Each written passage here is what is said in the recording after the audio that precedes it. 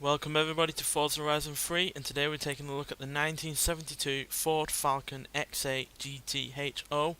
Now there's a bit of a big backstory behind this car, so mind me while I just go into it. But yeah, there was only one production vehicle of this car ever produced, and it was supposed to be one of 200 examples for a race homologation, so Ford could take this on to a racing series in Australia. But because of uh, an article that was written by one Evan Green. He called his article 160 mile per hour supercars soon, and basically it did a snowball effect of getting the public, politicians all angry about these cars, because it was also ridiculed alongside the Holden LJ Tirana and the Chrysler Valiant Charger as being far too powerful, far too fast for a practical family saloon. And yeah, even the Transport Minister for New South Wales, Milton Morris, stupidly called them bullets on wheels, which, makes no sense whatsoever. Last time I looked, guns can't transport people or things in a safe and well-handling package. And yeah, basically Ford backed out of doing this car, so only one ever got made, and the other 199 got cancelled. Actually cost the guy that was invested in this about $55,000, which I don't think he ever got compensated for, which is ridiculous. The Holden LJ Tirana, in terms of its more powerful version, was put off for another 2 years, and the Chrysler Valiant Charger, I think it got its engine, but I think it was like detuned or something like that. I'm not completely sure about that car, but yeah, it was just a complete social and public and political storm over nothing, quite frankly, because yeah, these cars handled, because they were racing versions, they handled and stopped better than their ordinary road counterparts. Sorry. So even though it had a hell of a lot of power from its engine, it had 410 horsepower, 364 pounds-feet of torque from its 5.8 litre V8. It was, even better handling than the other Ford Falcons that are on this game, for instance, and better than other Holdens that are on this game, and even better than a lot of muscle cars from America. So, yeah, even though it had... Oh, sorry about that. Stupid fucking thing. But yeah, even though it had all that power, it was no worse handling than other cars in its class.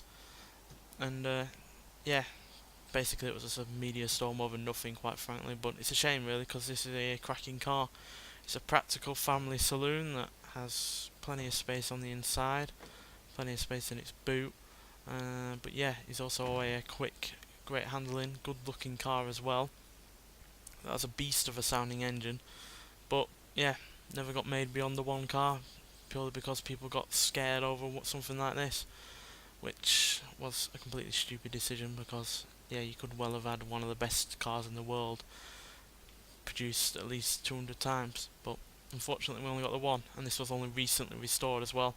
There's apparently two, as far back as 2015 apparently, there's at least two racing versions of this still in existence, but this is the only production road-going version, which is, again, like I said, is a shame, because it is a cracking car. And to show you how good it is, we're going to take it out onto the circuit and see what it can do. So see you when we get there. Alright, so here we are. Let's see what this baby can do.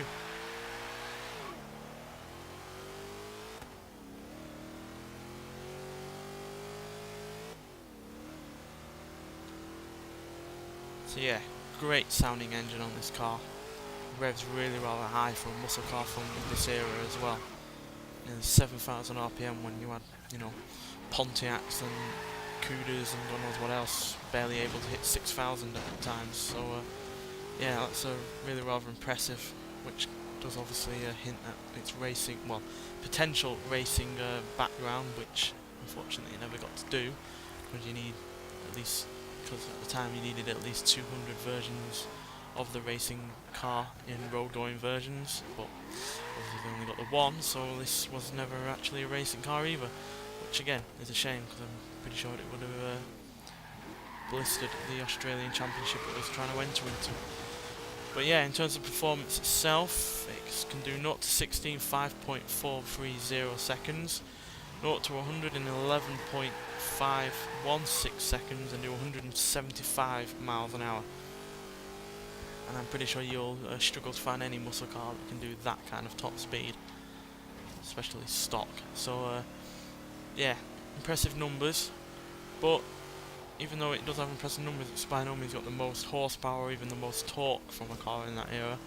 The year before, the Cuda came out with 15 extra horsepower than this, and then obviously you've had Pontiacs that have way more torque as well, even after this year. So yeah, by no means the most powerful car out there, but this is a car about more what it can do, more than the numbers, and it can do quite a bit, because yeah, it's got that top speed, it's got the acceleration to 60, it's got those long gear ratios because, you know, it's only got 4 gears, so you lengthen the gears out for it to have that maximum top speed that it has, which I think if they'd have, you know, changed that slightly on the road going versions, they might have got away with it. But whether or not they were allowed to do that with the rules from the championship, I'm not sure. But yes, solid car overall, and I'm really glad to put it in the game because, as per usual, when it comes to these Australian muscle cars, I'd never heard of it before, which I guess is no surprise when considering it's only one of these road going versions in existence. But yeah, glad they put it in. God knows how they found it when the guy who was restoring it had only just finished it, I think, not long ago. So yeah, but I'm glad they have, because it's a genuine gem. And yeah, it's probably my favourite car new to this series. It's definitely one of my favourite Australian made cars. So yeah, there we go. Highly recommend trying this car out if you've got the car pack, and if you haven't got the car pack, then get it. It's really worth it just for this car, never mind all the other great cars that are in the car pack. And yeah, hope they put in more rare cars like this from Australia or beyond, because yeah, I love discovering new vehicles, and yeah, really enjoyed reading up about this, even if it does have a bit of a stupid backstory to it. Anyway, thanks for watching, and I'll see you in the next one. Bye.